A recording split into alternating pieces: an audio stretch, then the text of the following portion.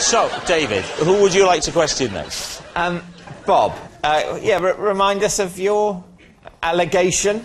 When we were at school together, we hid a dictaphone machine in the ceiling tiles to interrupt the lesson. So not to record, but to play stuff? Yeah. What sort of stuff? Well, it was important to keep a gap at the beginning, so we let it run for about 15 minutes.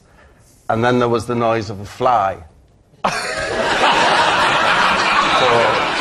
a brief period, then another period, to confuse the teacher. Where would you get the noise from the fly? You'd make the noise. We'd make the noise ourselves, Let's I'm hear not paying for noise. no fly to do it. Let's hear your fly. You know... It does sound like a fly. Can I hear your bee?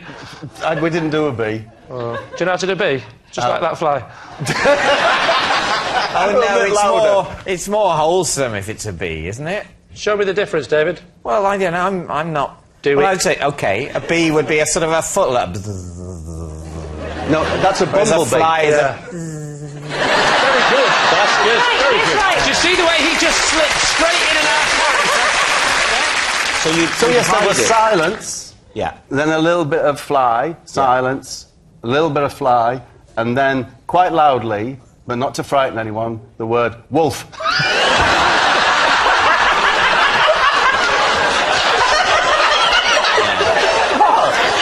Then more silence. A bit more silence. Then Speedway Stadium. Speedway Stadium? Do you know, the idea was just to say kind of random things. He was a really nice teacher called Bill Whitlingham.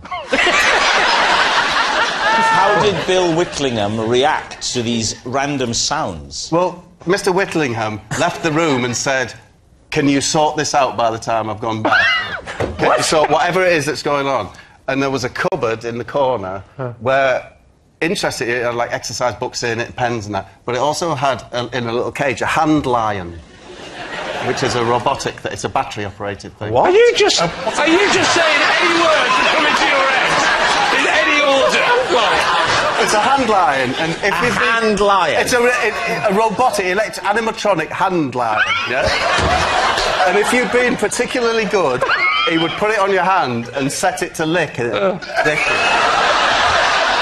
If you'd been particularly... Was this like a clockwork lion? No, it was remote control. It was remote control? Remote control. He had the controller in his desk, and he said, But the actual hand lion... Get out the hand lion, and you'll get a lick. And if you'd been bad, you put him on your hand and you strike.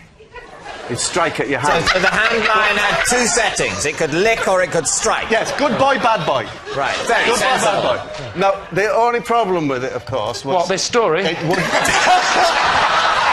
The only problem was, if the batteries got low, it would get constipated.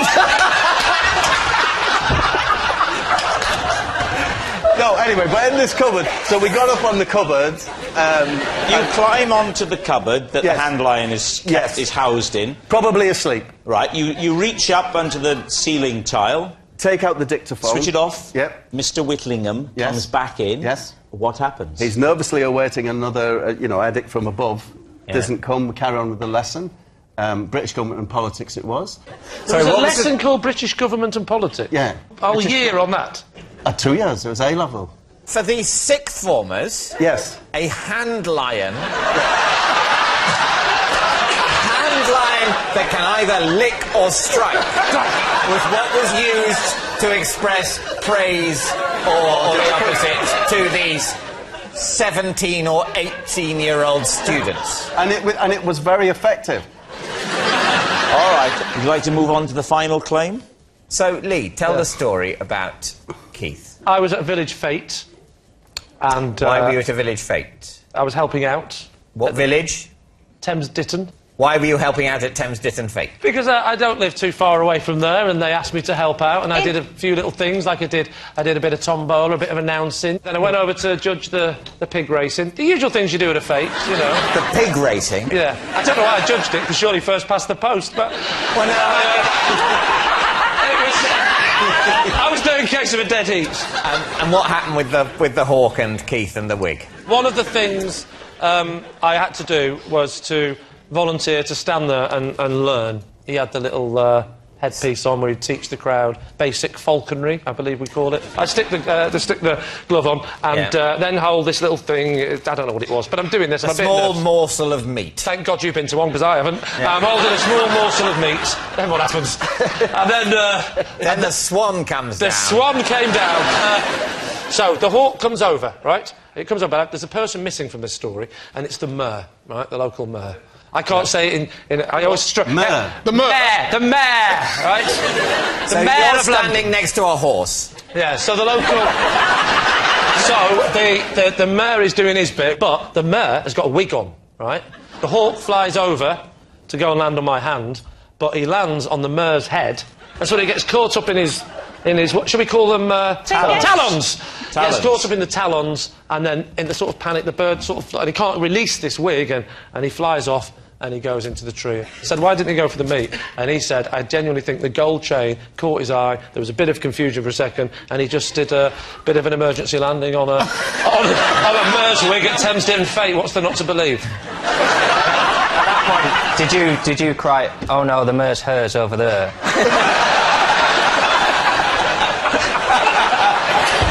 All right, so David's team is Keith, Bob's classroom prankster, David's blanked buddy, or Lee's hawk handler. I was believing Bob until the fact that he was 18 and the hand lion.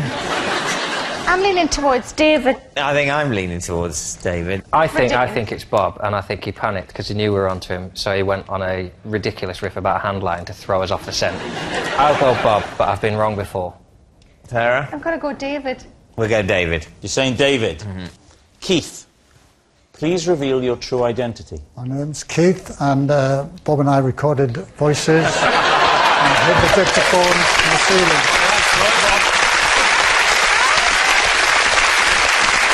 Yes. Keith is Bob's classroom prankster. I would never have believed all that stuff about a hand line was completely true. Thanks very much, Keith. Thank you. Which brings us to our final round, Quickfire Live. We'll start with... It's Sarah Millican.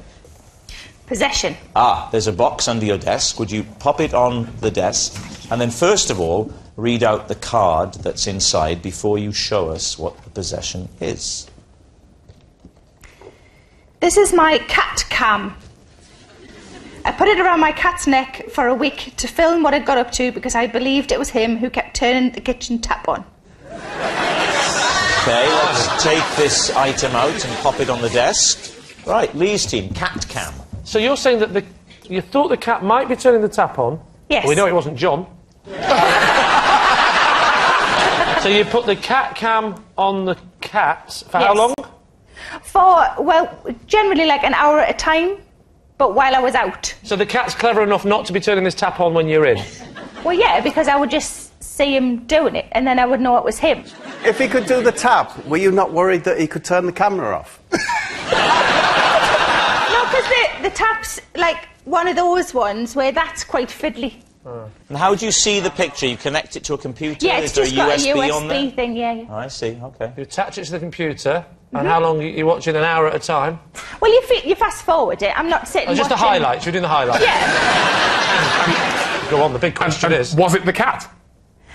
Not so far, but it's still. Somebody's sort of turning the taps on when you go out of the house. It's kind of a work in progress. So when you come back, I hope he's not watching, because then. Don't worry. Turn this off. Can I ask you a question? Yes. Why didn't you attach the camera to the tap? Oh. Thank you. What's the name of your cat, Sarah? It's called Chief Brody. And the personality, is he a scratcher? He is a scratcher. On bits of furniture? Arms. Yeah. Well, that's not so much of a worry. It's the furniture is more the thing, isn't it? Is it? Thanks. Can I ask why you're so worried about the cat turning the taps on when you've got something in your house that's attacking you? I wouldn't mind if it's turning the tap on if it's scratching my face. Well, that's because you're not a cat lover. No, but I don't like things that scratch. Well, don't get a cat then. Am I the weirdo here? Yeah. We have a show of hands. Yes. That's so lovely to hear, because usually it's me. What colour is your cat, Sarah? Ginger. Pink collar, ginger cat. Oh. Would you? It's red. It's not Would pink. you? Pink. It's red. Oh, please, it's pink. It's red. Shut your face.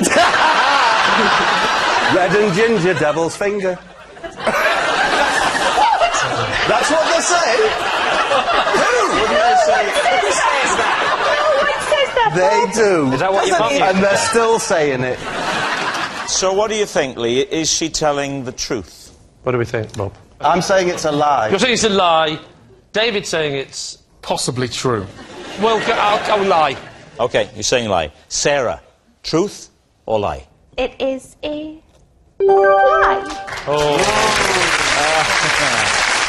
Yes, it's a lie. Sarah didn't put a cat cam on her cat. Next. It's David Harewood. I can balance a banknote on my nose. When did you first find this out? When I was about 13. Is it flat, or is it sort of like that? It's on its kind of on its On its edge? yes, and I would balance it on like that. Is that straight like up? that? Yes. Yeah. On your nose? Kind of like that. So that the end of Yes. the note Yes. is along your nose there, Yeah. going upwards. Yes. And what's your technique for... Because I imagine the problem with that is that the note would immediately fall off. I What's your have to kind technique of- for preventing that? Zen. Zen. Zen. Is that a type of glue? What do you think, David? Does this have the ring of truth for you? I don't think it does. I think it's an odd mixture of something that would be impossible and not that impressive anyway. So what do you think? We think it's a lie. I think it's a lie. Lie. Three I of think you, it's all a three of lie. you think it's a Yeah. lie. OK. David Harewood. Truth or lie? It is true. Whoa! That rocks you on now. Yes, it's true. Whoa. You pulled that out at just the right time for us. Cheers, mate. I have to stand up for this. All right, please do. Here we go. Take your time, milk it.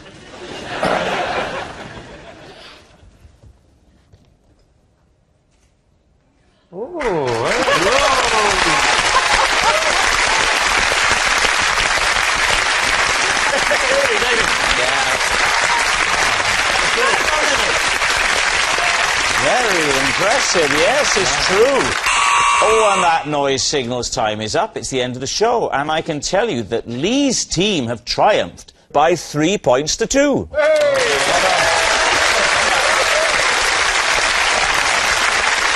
But of course, it's not just a team game. And my individual liar of the week this week is Bob Mortimer. Yes, Bob Mortimer.